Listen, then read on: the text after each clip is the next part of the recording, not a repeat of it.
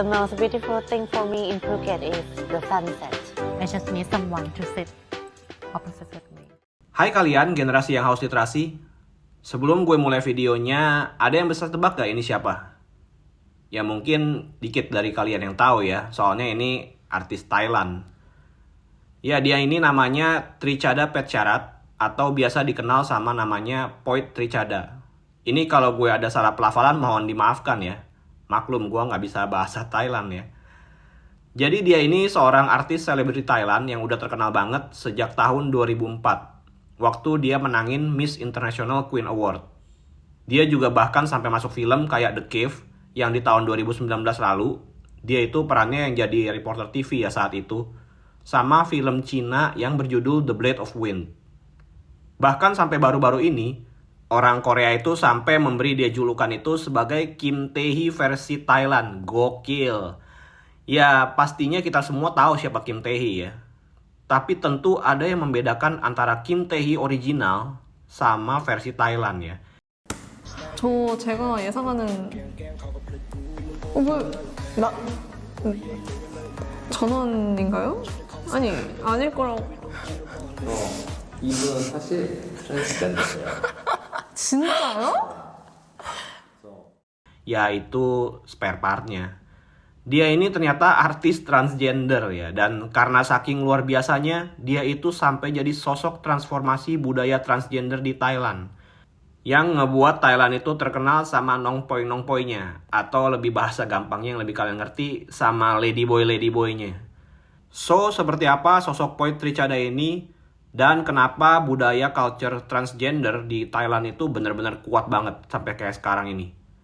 Let's take a closer look.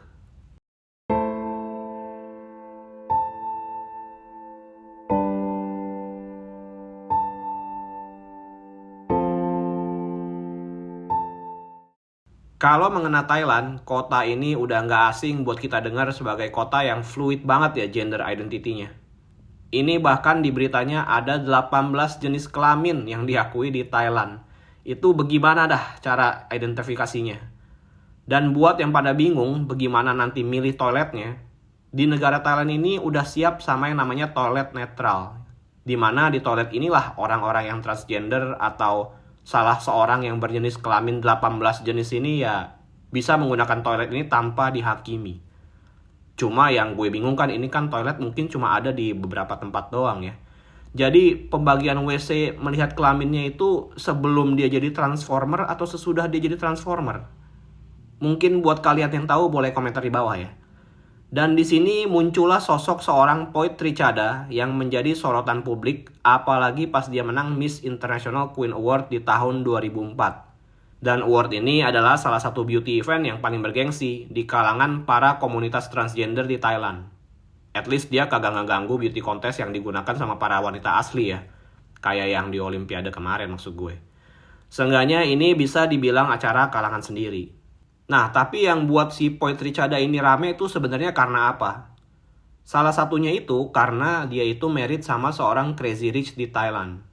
Yang bahkan wedding dress-nya itu menghabiskan duit itu lebih dari 772 US dollar. Atau kalau di rupiahin itu 11,9 triliun. Ini mah udah cukup banget ya buat jadi budget anggaran Kominfo tercinta kita supaya nggak komplain lagi soal budget buat ngeberantas judi online ya. Dan mereka ini memang married karena memang ternyata udah saling kenal. Karena suaminya ini ternyata kakak laki-laki dari teman bayinya sendiri. Emang si Poit Trichada ini udah dipandang jadi simbol kesuksesan dan inspirasi buat para kaum transformer di Thailand ya. Dia menjadi salah satu transgender yang berhasil dalam mendapat ketenaran, kekayaan, dan berhasil married pula. Dan komunitas transgender di Thailand itu bisa dibilang dilindungin. Yang berada di bawah naungan Thai TGA atau dibilang singkatannya itu Thailand Transgender Alliance yang menyuarakan hak para kaum-kaum transgender ini di struktur norma masyarakat, ya intinya equality lah ya, dan juga supaya kaum-kaum ini tidak dipersekusi. Kalau dilihat dari jumlah populasi total di Thailand ini, sebenarnya ada berapa banyak sih kaum transgender ini? Kalau ngelihat dari statistik yang didapat di Statista, Thailand itu sekarang di angka 7% berdasarkan dari 2000 sampel responden yang diambil. Tapi sebagai catatan, ini karena gue nggak tahu kolam respondennya seperti apa backgroundnya, gue nggak bisa bilang ini data yang tepat banget ya. Karena ada juga yang beberapa yang bilang ada yang di 1-3% atau 5%. Karena ternyata nggak semua nongpoi-nongpoi di kehidupan malam di Thailand itu bener-bener dari Thailand. Ada juga nongpoi impor dari Filipina yang migrasi kerja di Thailand dan menggunakan kesempatan ini buat masuk ke kehidupan malam di Thailand. Ya tentunya ini juga jadi chaos juga ya antara nongpoi asli Thailand sama nongpoi impor Filipina yang dianggap ngerebut kerjaan warga negara asli di sana. We can see in this video that you're watching on your screens that police are trying to protect a Filipina trans woman from the kicks and punches of some angry Thai trans women. Jadi nggak cuma kerjaan bidang profesional aja ya guys yang rawan sama tenaga kerja asing. Tapi kaum-kaum ini juga ngalamin hal yang sama rata jadinya ya, equality. Cuma dari semua hal yang gue sebutin sebelumnya, bisa dibilang hal transgender ini dipakai sebagai hak eksklusivitas yang menjadi celah buat menghindari wajib militer di Thailand. Jadi ternyata di Thailand itu buat menghindari wamilnya itu ada beberapa kategori. Yang pertama itu kalau benar-benar sehat, ya itu udah pasti wajib militer. Yang kategori 2 itu kalau ada kondisi medis tapi bukan disabilitas. Yang kategori 3 itu kalau ada penyakit yang gak bisa sembuh dalam waktu 30 hari. Ini mereka bisa dapat dibebasin selama setahun dan kalau tahun depan udah sembuh mereka harus wajib ikut militer lagi. Dan yang kategori keempat itu yang betul-betul gak bisa ikutan wamil. Kayak ada sakit asma, obesitas, atau sakit mental. Nah yang transgender ini masuk kategori mana? Kategori kedua ya.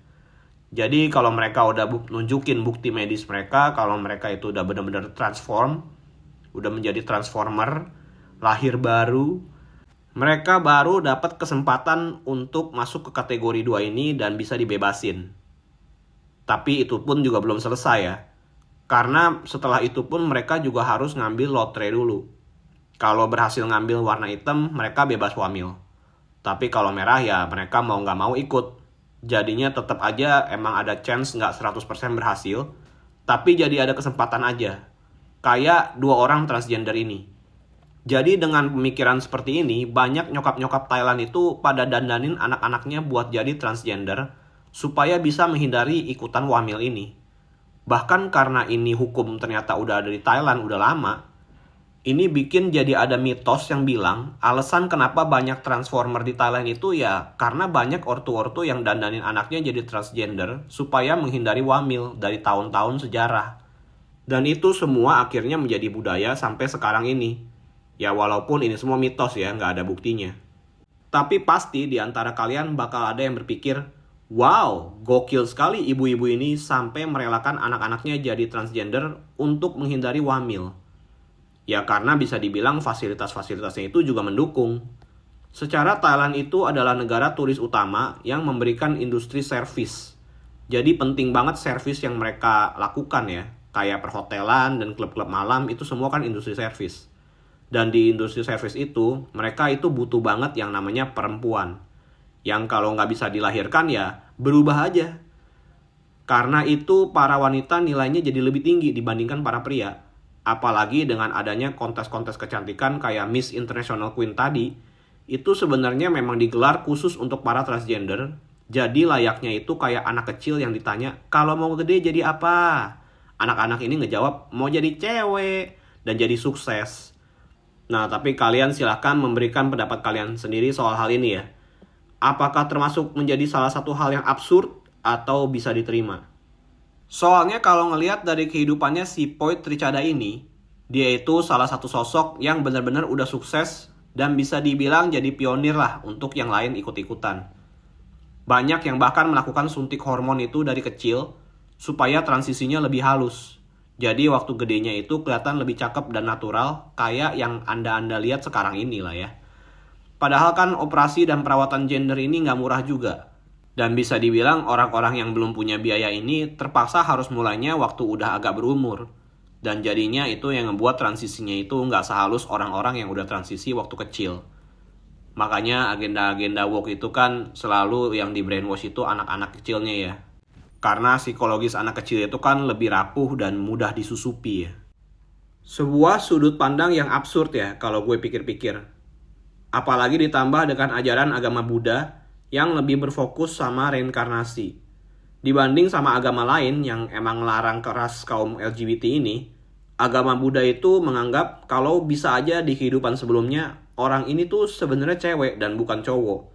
Karena kan reinkarnasi ya, kehidupan sebelumnya kita nggak tahu kita apa jadinya.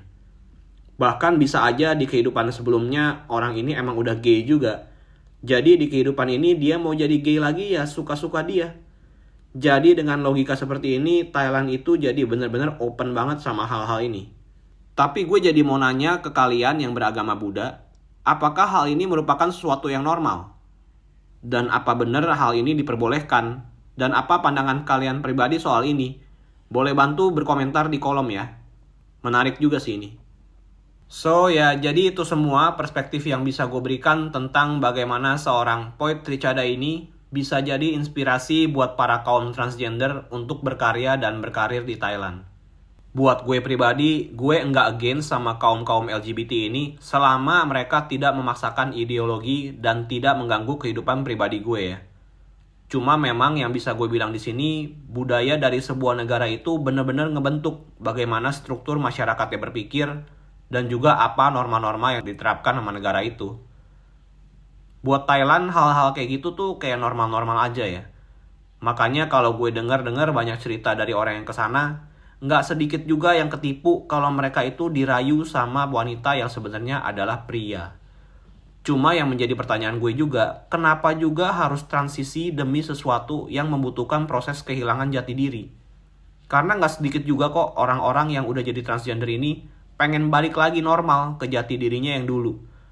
Ini bukannya malah jadi ngerusak diri sendiri. Udah secara fisiknya sakit, secara mental juga kan pasti akan rusak. Karena suntikan-suntikan hormon itu kan pastinya nggak natural dan malah ngerubah cara tubuh orang-orang ini bekerja. Sayangnya gue ngerasa ini udah jadi budaya yang normal, karena ya emang udah dinormalisasikan sejak dulu. Jadi emang udah dari dulu Thailand itu begini.